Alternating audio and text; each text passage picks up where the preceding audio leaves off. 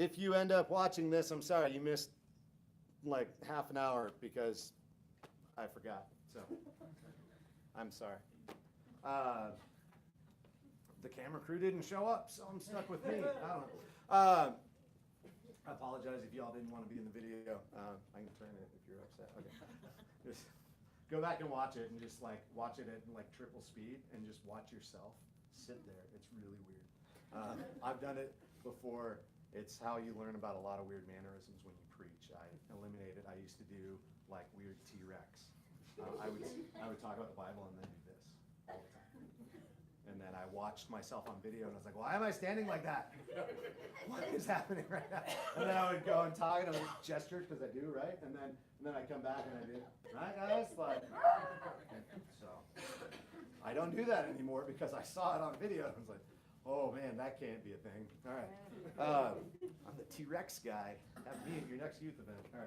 All right. Sorry. Boundaries. So anyway, so all of that, the idea that you are responsible for your own things and how people take them and what people do with them is ultimately on them. Now, does that mean that like if somebody's being a total jerk, that everybody else just has to deal with? No, some people are jerks, and you can call somebody out for being a jerk, but that doesn't have to ruin and dominate your life because they're doing that. So now let's talk kids with that. If your kids are screwing up, that does not define you. It really doesn't. It may be evidence of some bad influence in your life pouring out onto them. It might be. However, they are also ultimately responsible for their own life, for their own choices. And the older they get, like we talked about a couple weeks ago, if you were here at the don't miss that phase thing, the older the kids get, as they get through middle school especially and into high school, they're owning and justifying to themselves, at least if nobody else, all of their own decisions. They're beginning to take ownership over, I'm only doing things that I understand and feel are right or whatever, which may involve less than the time it took to say of actual like decision-making process for them to choose to do some of the boneheaded things that they do, right? But that doesn't mean that you're directly responsible for every bad decision they make. And even if you have completely exemplified all of those terrible decisions they're making, they still have choice in the matter to follow in your footsteps or not. Just being a terrible parent doesn't mean that you are going to have terrible kids. Just being a great parent doesn't mean that you're going to have great kids. Look at Scripture. Look at the kings of Israel. The succession of the kings of Israel and then Judah. David was a pretty solid guy when it came to like man after God's own heart. He was kind of a terrible husband to all, 50 of his official wives and 800 of his unofficial wives and concubines, right? Or however many. I mean, he had this giant harem. The whole palace was full of girls he was sleeping with. And he had kids all over the place from all of these relationships. And then there's Solomon. And then when you read Ecclesiastes, and then tell me like, that is not the writing of a guy who had a great dad. David doesn't seem to have been super present and awesome in that guy's life. And yet, Solomon made some real dumb mistakes, but also some real good decisions too in his life. And then his kids were the worst. Like, his son splits the kingdom in half, sort of, ish. 10-2. That's half. Not really. Judah and Benjamin versus the other 10 tribes of Israel. The generation after Solomon. Solomon's gone, and his son is this just psychopath. And it goes on through, and then you have some of the worst kings, and then their kids turn out to be some of the most godly people in the Scripture. Sometimes you have a little of both, like a guy like Manasseh, who was one of the worst and one of the best. You have, some of these other people who, yeah. I think that that's one of the hardest things that I've had to learn, because Satan likes to use that a lot, especially like Oh, yeah. being in a field where you work with kids and you help kids, like whether you're a teacher or a social worker, like your job is helping kids and you have your own issues at home. It's like you're a screw up, you're a failure, you know. Yeah. And you get these thoughts, and it's like you have to really learn how to fight through that. Right. Coming to things like this is helpful to hear. Oh, I'm not the only one. Yeah. No, for sure. I mean, again, that's where, like, I'm trying to say, like, man, and I mean, even today, like, so much jadedness about the church is about that kind of, the failure to be that kind of transparent sort of leader and acknowledge, like, I'm just human too, or pastor, you know, like, so many people have been burned by the realization that their pastor is not this perfect holy figure on this pedestal. And when they realize, like, oh, it's just another human, they're just as terrible at this as I am, then it like ruins their whole worldview, because it was all based around, if I'm good enough, I can be that perfect. And that's not how this works. Like, and I mean, anybody who thinks differently should read Paul. He's like kind of one of the best Christians so far, and he was real bad at being a Christian. He admits it multiple times throughout Scripture. 2 Corinthians is one of the best places for that, and several others. But so I mean, it's not about us being perfect by any means, at all. And despite your best efforts, sometimes some kids are just going to reject all of it and go whatever way they want, and some we do get influence in it, but ultimately, you do not have to own your kids' responses. And I'll never forget how weird I found it when I was a kid. I like put on some, like, I don't know where I'd picked it up, like I think at one point, one of the daycare or like after school programs or something I was in started doing jazzercise. Maybe we were doing it in school back in the day, like this is like in the 80s or something, the 90s or something. And so I'm like, you know, we were at a restaurant and they had like little jukeboxes on the jukebox controllers on the table, so you could pop in your quarters and control the store's jukebox, like right there. And I threw on one of the songs that had been like I knew from Jazzercise or something, and like I put it on, and it was kind of an inappropriate song, or at least my mom thought so, and she was really less than thrilled that I like turned that on and then started doing like weird dance moves in the cafe. And she was like, oh my gosh, stop what you're doing. And she was like, you're embarrassing me. And she like left, and she gave me this big lecture about like how that makes her look. What would people think about her, that's what I was doing? And I was like, I don't know. You didn't do anything. You sat there and then you told me to stop and we left. People will think you don't like the song. I don't get the question. And I was like, yeah, I don't know, 10, like I didn't understand what was happening. But now I've seen things that my kids do where I feel like personally responsible for, like not just like, man, I feel a responsibility to make that right, but like if my kids did something wrong, I feel like somehow I did that wrong thing through them, and I'm responsible for it, like that damaged my soul, or like I'm held responsible for exactly what, and I'm like, wait, no, you know better than that. Why would you do that? That was a terrible, don't do that. You need to go apologize, and then we're going home, and you don't get any privileges for the rest of your life, you know, or whatever. And so I've only restricted everything for the rest of their life like twice. I don't do that all the time. But anybody else ever make a claim you get back up about punishment? One of those empty threats, you're like, you are grounded for the rest of eternity. Like, I don't think that's possible, Dad. My kids have mentioned that. They're like, but won't I not live with you one day? Shh. Stop being smart. So as we talk about these things, the reason I wanted to start with boundaries as we get into talking about conflict and how to handle that is that becomes one of the core issues that I've witnessed when I'm talking with parents that really struggle with their teenager. Is this weird like ownership of every decision they make. The parents let it affect their identity a lot, and it becomes this really entangled thing where I can't handle watching you make these bad decisions because somehow it's too connected to who I am. And so I'm taking it too personally, and I can no longer engage it on a rational level at all. I can't have any sort of reasonable conversation, and now all I'm stuck in is these angry kind of responses or these frustrated ultimatums, and that's where you land in all these kind of crazy things because you get so emotionally tied to it. because you're owning all of this responsibility for what they've done. Does that make sense? Does that feel familiar to anybody, a little bit, some of that? Okay, me too. So like, it's one thing to talk about this, it's another to do it perfectly all the time. So just, we're gonna be fine, we're not gonna do it right every time, all right? And that's okay. The goal is, be like David. You screw up, turn back to Jesus, keep going. Don't stop and get stuck in shame and just give up.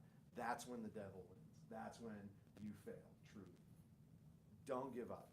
Turn your eyes back to God, keep going, and be honest and open about repenting and apologizing where you've misstepped.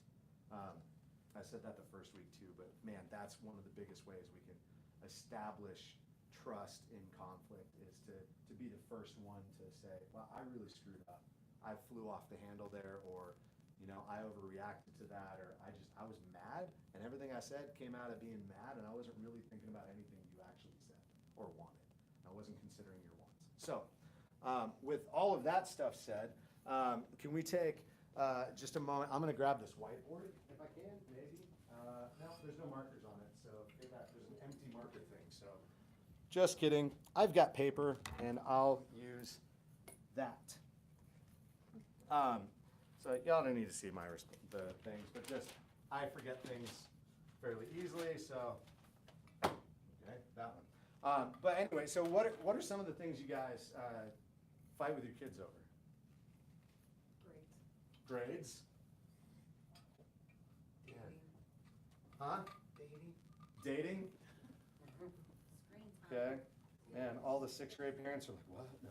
What? Screen time? Yeah. Screen time. Chores. And attitude. Chores, attitude. Put a couple stars next to that one. Yeah, attitude, a lot of that, okay. Older one bossing the heck out of the younger one. So the behavior or relation with others, Not others, just the siblings. just the siblings. That's what I meant, yeah, others in the house, others, yeah. Siblings, Doing homework. homework, okay. Anything else? No, does that pretty much cover it? Everybody heard at least something that kind of? I have something that's kind of a weird situational, like, my daughter's father and I don't agree on how she's raised. We've Yeah. been separated for many years, so. Yeah.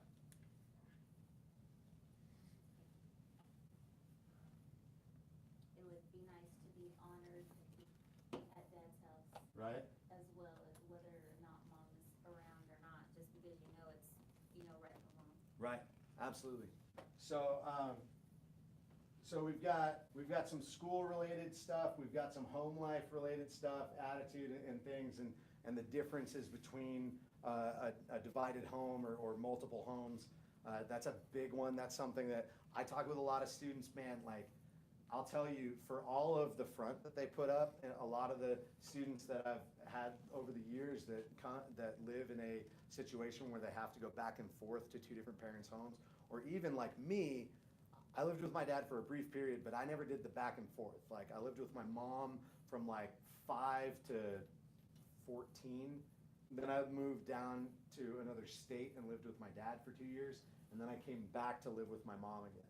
And so I never bounced back and forth. I had a 2-year gap between like the bounce. But I still had things of, like Dad came to visit and, shows up and he's all manic and happy and throwing money around. And so then it was like, how come you never take us, buy us brand new skis and take us everywhere, when, all the time? And she's like, because I don't want to be bankrupt like your dad's headed toward the way he's acting, but it was like, it made that hard. I'm like, well, what if I go live with Dad? And then when I actually had to do it, it was like, I changed my mind and I couldn't get out of it. So, kind of stuff. But so all those kind of things, and home life and attitude, and then like the screen time thing. Again, like the cell phone contract that I handed out last week, which, and I can, if you didn't get that and you would like one, I can put a copy up in our on our student ministry page of that you can download as well. But that's just to start there with devices, not to go back into all the crazy stuff with devices, but just that contract basically establishes boundaries. Like the way those things work, like part of the goal of something like that, or even like the one of them that I didn't mean to print out but happened to be on there was the Home Alone policy, right? Like what's expected if you're to be allowed to be home alone for what time period and all that kind of thing, and what's expected and what the consequences are if these expectations aren't met. If we can set up boundaries like that where, you know, just like playing, you know, say soccer, you know, where you're running around and like, you know, if you step out of bounds right here, whatever that boundary is, like the goalie, you know, if the goalkeeper steps out of the box holding the ball, it's a penalty. Like that's you're not allowed to do that. They have to stay within the goal box if they're going to hold the ball with their hand. They can run out and kick it. They can run all the way across the field and score a goal if they want. It's a bad idea because nobody else gets to touch the ball with their hands, so they should be in the box. But you know, like out of that boundary, like the rules change. Things are different. You can't just like step out of bounds and then expect nothing to happen. Like things go wrong when you go out of bounds. You lose possession of the ball, that kind of thing. Like we get that with sports and things.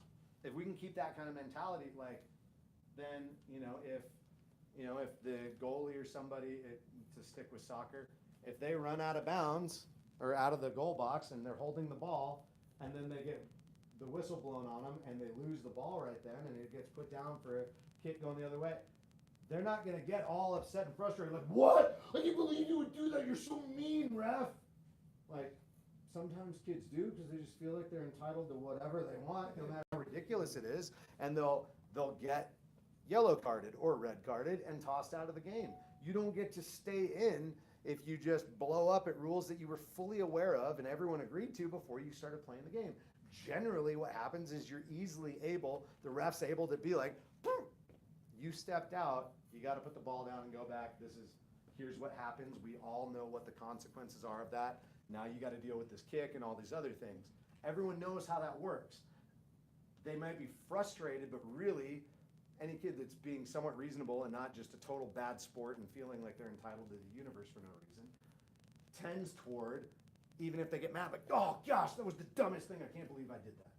And they rightfully catch like, I shouldn't have done that, I better not do that again because that's gonna hurt us right now. If we can help them understand those same kind of boundaries, two things happen. One, we actually have a way to enforce things where the kids get it, but also it helps take the emotion out for us. And when we can get the emotion out of what we're doing with the kids, it turns out that we can actually have a lot better communication and conversation. The thing that most kids who feel like they can't talk to you say is they feel like you don't listen. If you were always angry and yelling at them, you're not listening. If you're always just mad, it honestly doesn't matter if you actually heard everything. If you're just mad about the whole deal, there's too much entanglement of what we're all responsible for on both sides. You're also bleeding through their boundaries. And it really makes the whole thing very complicated. If you can stay out of that emotional thing and just use the boundary, the rule book, just be like, man, this is not, this was not cool. We agreed on that. So like, for instance, the cell phone contract. If these criteria are not met, you don't get it. Or tablet or whatever, TV time. Like my kids know if you fight or if you do certain things after TV, because we've told them TV turns your brain to mush. It's a scientific fact. And so, stop, but they're 8, so they don't. No, but we tell the kids, like, when you watch TV, it shuts down your ability to have good self-control and not do mean and hurtful things to your sister. So, you can watch some TV when we say it's appropriate, but if those things happen, then you lose TV this week. If we let you watch a couple TV shows, you watch a couple rounds of cartoons, and then you start bickering and fighting, and one of you ends up punching the other, or just you're bickering and complaining for the rest of the night, when I get fed up with it, sometimes I'm like, for the love of God, stop. Usually not like that, but please stop. for all that is good and holy. Please don't. But usually where we land, and my wife can see me getting frustrated at how annoying they're getting with all their bickering, and she'll stop and be like, girls, if we keep this up, what happens? We lose TV. Okay. You know, we know. They start fighting, and more often than not, what ends up happening is they do end up losing TV.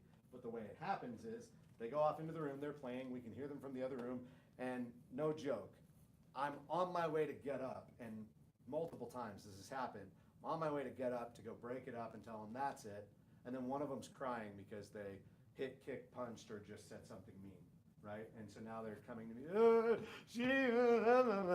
I'm like, oh, and then the other one comes in and goes, Daddy, I know we're not going to get to watch any TV this week, and I'm sorry.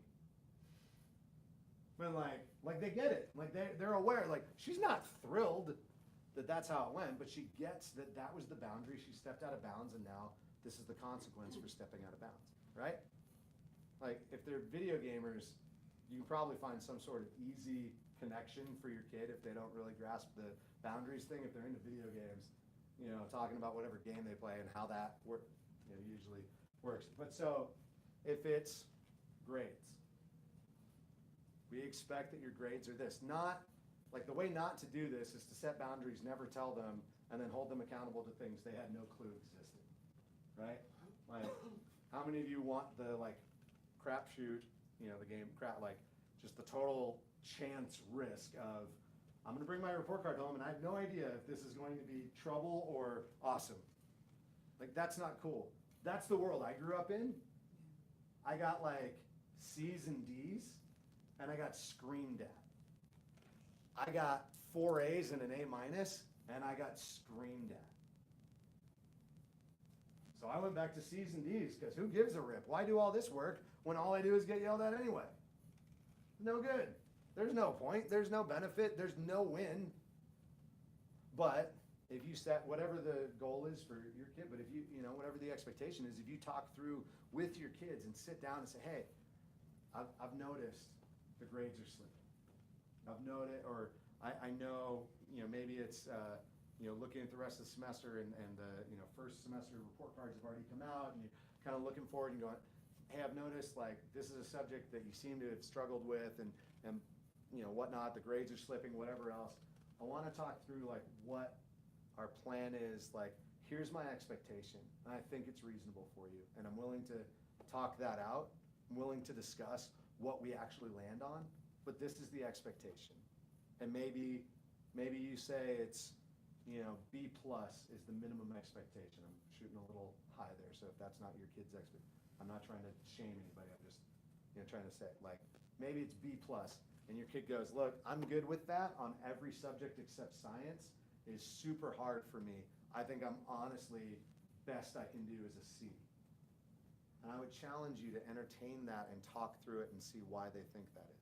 But give them permission to throw that out there. Give them a chance to do that.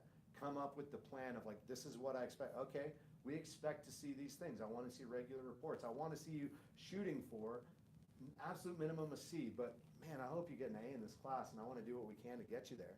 But like, maybe it's that. So what are we going to do and what ways are we going to check in? And so if you have a kid who's very studious and they're super into it, and you can say, I'm gonna check in, you know, halfway through this semester with your teacher and get them to send me your grades and see what that's, you know, or I think they do a grade report, right, halfway through. And so, you know, like I'm gonna wait until then and then we'll have another conversation about this and see if you're on point. Or maybe it's every week. I want your teacher to sign off on what your percentage is on the class up to this point. Or that you're getting all your things done, or that you've gotten these things, and we're going to get you tutoring. We're going to do, like, set those plans, but let them talk through it and let them know. And talk through what the consequences legitimately are, and not in a, like, I'm going to be super angry. The other hard part there. Try, the two best things I think, as a parent, to implement this kind of plan on, like, addressing grades, are going to be allowing for grades that in one subject, one or more subjects may be lower than you'd hope they would get, and talking through that, but being open to that conversation. That's a hard place to be. It is. none of us wanna, you know, like, there's just this perceived, like, man, like, we're gonna have this conversation, they're gonna be like, I could get A's in everything, and you'd be like, yeah, go for it, and then it's gonna happen, like, it's just not reality for everyone. You know, and some people, like, I mean, you know, some people are Einstein and flunk math, so it happens. Jordan couldn't make his high school basketball team, and he's freaking Michael Jordan. Like, you know, like some people, it takes a minute to catch on, or, you know, they need different work to get there. But, so whatever the bar is, wherever that needs to be, give yourself permission and your kid permission to honestly and openly discuss where that needs to be. And then, all the other side of it is, when that's not met, whatever those consequences are, not blowing up. Not getting super angry and taking it personally. It's not a personal attack. When I got my first tattoo, my mom's question to me was, what did I do to you? Like, I went out and got a tattoo to give her the finger permanently. So I had something on my arm permanently marked down just to tell her I couldn't stand, like, what? Lady, that's not what I meant. Since then, my mom has managed to chill out. I think it was when my baby brother started getting tattoos, and then she was like, oh, okay. Like, then she was like, did you see Scott's tattoo? It's really pretty. And I'm like, really? I got thrown out of the house. He gets, it's really pretty. Cool. So, but she didn't really throw me out, but she kind of hinted at that's where life was headed for me. But you know what I mean? But like, blowing up and taking it personally isn't going to do you any good. And that's a boundary thing. Like, reconsider. If you're super offended at what their grades come in at after these conversations, take a beat and figure out, like, how can I detach myself from, like, those grades? I didn't get the F, they did. And then, so that way you can come back instead of with, you're gonna blah, blah, blah, and you're gonna do this, and here's all the things that I'm gonna, you know, like, scorched earth policy your life until you fix this. But instead come back and be like, wow, that's really unfortunate. What are you gonna do to fix it? Because that won't fly. And we talked about this, so here are some of your consequences, but that also needs to be turned around. So what are you gonna do? What's your plan? And help them figure that out. Help them figure out how to make those decisions. And long term too, if they learn that now while they're in middle school and high school, imagine their ability to actually problem solve and not be that kid who's all over the internet with, I don't think it's hard at 28. You know? I'd just like to share with like any parents that are struggling with grades. Yeah. I've been through like pretty much all those stages you've talked about, as far as frustration, anger, and taking away everything to the point now. I mean, I almost feel guilty, like I don't care enough because I put the onus or responsibility on the child. So like for us, I'll just say that I have a child that's flunking 5 classes. Right. I thought she's not. I don't know still if she'll graduate on time, but Okay. what I have learned is it's taken a lot of stress off of myself for like trying to, you know, fix the problem, because it's not my problem. Right. It's her problem. But what also I'm seeing is, for example, for Christmas, she had very generous grandparents that provided her with money. And, you know, one of the things to make up classes, you have to pay for that. And I said, you know, this is your problem. You're going to have to figure out how you're going to pay for this if you want to graduate on time. Right. And so she has the opportunity, she has the money now to be able to pay for it. But it's kind of sad because I know there's things that she wants to get for Yeah. herself. But instead she's using that money to try to get back so that she can graduate Right. on time. Well, But I like seeing that, you know, yeah. because Oh, I feel absolutely. like it's a good lesson to learn for her. 100%. What a great, I mean, honestly, like, it's unfortunate, and it's gotta be hard as a dad, loving your kid and watching that and just like, oh, I wanna just fix that for you so bad. But I don't want you to be 42, living in my basement, relying on me to tell you how to pay your own phone bill. I want you to be able to figure out that on your own. And I remember, you know, like, I was a fairly responsible adult once I moved out. And the first time I had a couple things go real sideways on me, and I couldn't pay rent. And I called my mom and was like, I don't know what to do. I think I'm gonna have to move home. She was like, that's not on the list of options. What are you gonna do? And it was like, well, now I really don't know what to do. And I like almost started crying. I was like, I'm gonna be homeless. What do you mean you're not taking me back? She's like, I don't know, figure it out. You still have a job? Yeah, figure it out. I was like, but I'll figure it out. You have to live. She's like, if I lose all my money and I don't pay all my bills, I lose my house. I don't just get to go move in with my parents. They're not around. I'm like, okay, that's a good point. I can do this. I'm gonna live. And I talked to my roommate and I was like, hey man, I think I'm gonna have to move out. I'm behind, I'm like $200 short on rent and blah, blah, blah. And I lived in Orange County, so that was a very small portion of my rent. And sharing a rent with 4 other people, I still had, a very expensive, like almost equivalent to my mortgage now. And it's ridiculous. And, but I told him, like, I don't think I can do this. And he said, okay, if you can pay me beyond this month, I'll cover you. If you can pay me $100 more extra for the next 3 months to catch up what you owe me. And then a little extra for going out of my way to handle this. And I was like, yeah, done. And we did it. And I made it back up to him and I got it back and I worked it out. But like, I had to face the consequence of, like not everything I spent. Like I got to a situation where a necessary expense had kind of tanked my bank account beyond what I had anticipated and I wasn't able to make it. But then I also was able to stop and reevaluate. I don't want to be in that situation again, so I better stop spending so much so I have a bigger cushion so that I can, handle when something a little crazy comes up. I'm not, going to starve to death or go without paying rent this month. So yeah, I mean, it's a good lesson for the kid to learn. It's hard. It's a good one for her to take that responsibility. One of the areas I know I have failed over and over again that took me a lot of learning is not having those conversations in the heat of the moment. Because I get busy with life. Yeah. And you don't think about having conversations, whether it's about grades or about, because you're busy and they're doing Yeah. okay in the moment. And then that thing comes home and then you're heated and it's like, we're gonna have this conversation right now, we're gonna fix this. Yeah. And it's like, you don't realize how invested in that moment you are. Right. And the kid doesn't hear anything other than they're checked out because you're yelling or you're upset. Right. And then like the next day, it's like, okay, well, we had this conversation. No. Yeah. So I've failed many times in that area where I've had to, okay, I see the train coming. Right. I need to invest my time in my Yeah. kid to have that conversation either after or before.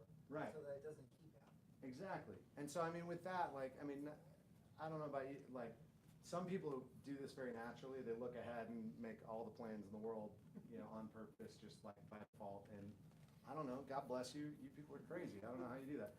I struggle with that. And so I have to be very intentional about sitting down and putting those expectations. But like, that grades are going to happen, right? Every one of, like, all of your kids are in school to some extent. And they will have some grade or judgment on how they did and some qualification for how much and how well they did their work. Before you get to the end of the semester and you're super mad because they didn't live up to the GPA you were hoping for, talk about it now and work that out. Talk about at the end of this semester, once you have to figure out whether or not there's summer school or something like that to make things up, or a college course at night to make things up.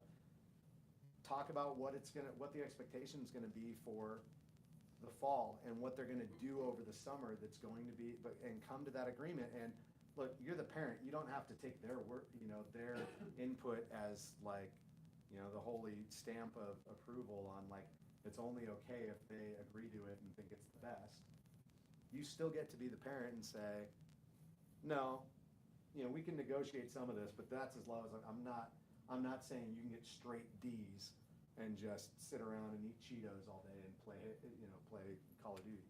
Like, you've got to do something and put some effort in. I think you're more than capable of this. If you have a legitimate reason why that's not true, let's talk through that. But a legitimate reason is not, I really like hot Cheetos and Call of Duty.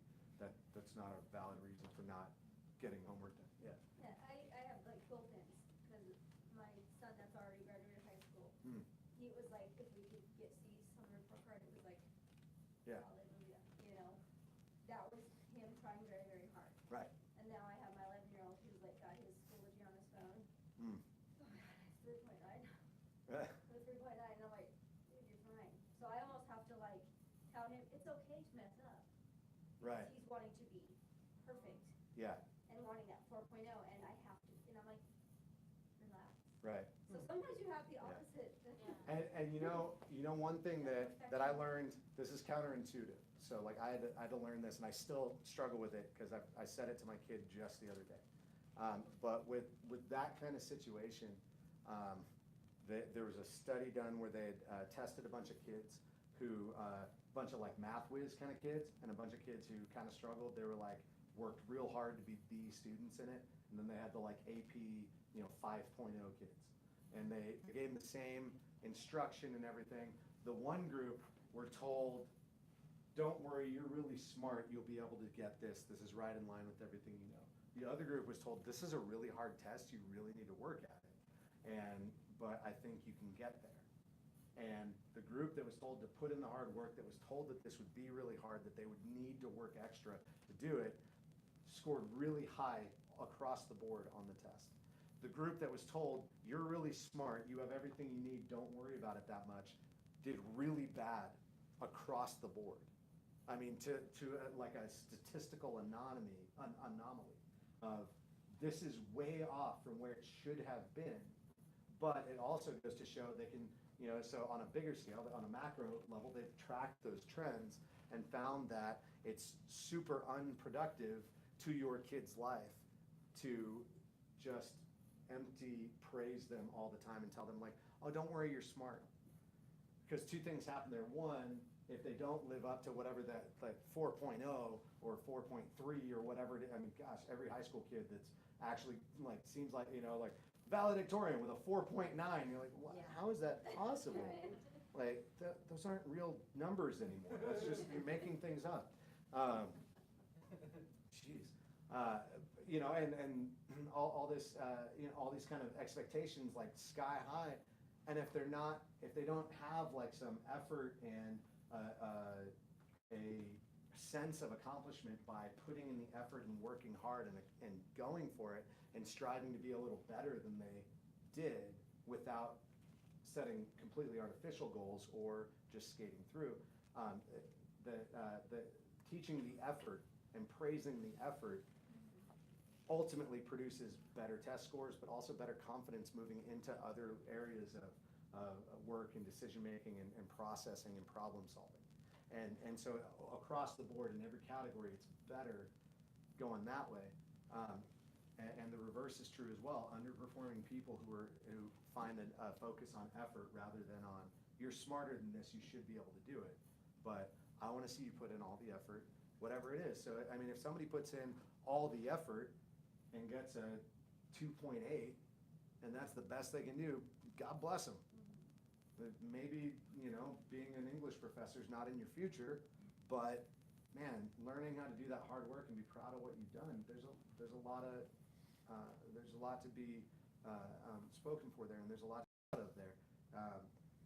Whereas, a kid that is getting a 3.9 because they're sleeping through every class, not trying, is not learning any good habits or anything, and ultimately becomes a procrastination monster. And that was me. I was the kid who, tested well and never did homework, and I skated by with like mid-3s through most of high school. And then the end of high school and into college were really hard, and still are for me. So I have terrible study habits, and I have bad follow-through on getting regular, like weekly assignments done. And it's still something like, now that I'm in grad school, I struggle with that. So that, I mean, that's, a lasting thing, that like that hard work ethic was not instilled so well in myself, and I see how I struggle from, still with that. Anyway, so all of these other things, the same kind of things apply. Do you guys catch how that kind of idea of setting those, and it might be like, and everybody's different. Every one of you is different, how you're gonna be able to process that. Every one of your kids is different, like you just shared, thank you, that even between your two kids, completely different expectations and responses to these things. With all of that, know that none of you are your kids. None of your kids are each other. And it sounds painfully obvious, but really, those are important, like distinct, deep truths to acknowledge in that, so that you can arrive at that place of like, man, it sounded like what you were saying, so correct me if I'm wrong, do you have a better relationship with your daughter though, from that, as she's working through these things, rather than, as you're letting her own that, and even like, I've heard a bit of like, you know, like from here, when it sounded like, I feel like I heard a little bit of hurt and sadness that the grades are where they are, but also a little bit of pride and a little bit of, man, I'm excited to see that she's learning this and that she's making that decision. Not even that she's in a position where she has to, but that she's learning that deeper lesson there. And there's some like, man, I'm proud of this kid because she's figuring it out. And it may not at the moment be the result you're looking for and hoping for, but ultimately she's gonna find love there from you, and she's going to learn some good lessons there that, man, that might be a hard thing, and flunking or delaying graduation might be a long-lasting consequence. But it's gonna be something that she's gonna have to live with the results of her choices. And so with that, or with the 4.0 kid, either way, helping them learn to live with the result of their effort and their choices is in all of these things, and with their attitude, with all of it. Set boundaries ahead of time, set consequences ahead of time, and talk through them. Then you can lovingly walk them through. Hey, and then, I mean, how much better is it too for them to have a consequence that they have to walk through, even a super painful one like summer school or a GED program or something at community college or something, taking night classes at Pima over the summer or whatever to get through the year or whatever that thing ends up looking like. But to be able to walk through and be like, hey, I still love you, I'm still with you. Man, I think you could have done better than this, but I'm still here. Instead of like, oh, you're the worst, and having nothing but anger and frustration every time this topic comes up, and this fear on both your sides of having to engage that. It is so destructive, and man, it's hard enough to talk to our kids when they're really happy with us, right? Especially the teenagers. It's hard enough to really engage when they really love you and they really are happy that you're their parents. It's unbearably difficult if we don't have good boundaries with them, and we don't have a good relationship with them, and we don't establish that disentanglement of who I am and who you are, and not take it so personally. And that, no joke, like that's where almost every time I've ever, as a youth pastor, talked with a parent and a kid, dragging the kid in by the ear, you won't believe what this kid just won't listen to me, won't do anything. I tell him to get off his phone, he won't. Super mad, and like 15 minutes of just blasting their kid to me, and I'm like, you realize they're still sitting next to you, right? Like, you're talking like they don't exist, but they are sitting right next to you, and like, man, I feel bad for this child who has to listen to their, like, the person who's supposed to raise them just bash everything about them to me, and then for me to have to sit and be like, okay, that's cool. Can you stop talking and not respond? I'm gonna let her talk now. You don't say anything. I don't care what she says. Probably most of it's crazy. Who knows? She's a teenager, it might be. I need you not to respond to it so that I can hear what she says too, and get them to a place where they're listening, and then be able to remind them, man, do you guys remember that you love each other? Do you know that? Because you might say that, but like in this moment, like you're not acting like it. Like, do you remember? And to be able to get back to that place, and even better, to be able to set things like this and not have to leave that place, bless you, and not have to try and convince them like, no, my yelling is a sign of my love. Like, I'm angry because I love you. Like, no, that's not how that works. Sorry, you had to put your hand up, and then it's just about 8 o'clock, so especially the kids ministry is going to be upset with us if you don't get your kids soon. If you have kids in elementary school or younger, you need to go get them soon. If anybody wants to stick around after this, let me, I'll take that question. I'll do the giveaway I got a copy of Boundaries to give away here. And then if anybody wants to hang out and chat after, all of our students, all of our middle school and high schoolers are in Feed My Starving Children until 8:30, or you go get them. And so they have a little extra time. If anybody wants to hang out, you're welcome to stay. So anyway, go ahead. The only comment I had was when I try to think about the most frustrating times, I go back to what's the most important thing, and the most important thing is that your child is safe. And so, like, I thank God that my children are safe. And so, no matter what, like the stress that you're going through, like nothing compares to that. Knowing that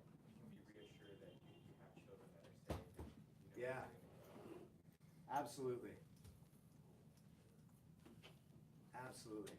All righty. Oh, goodness. You gotta make this hard on me. Okay.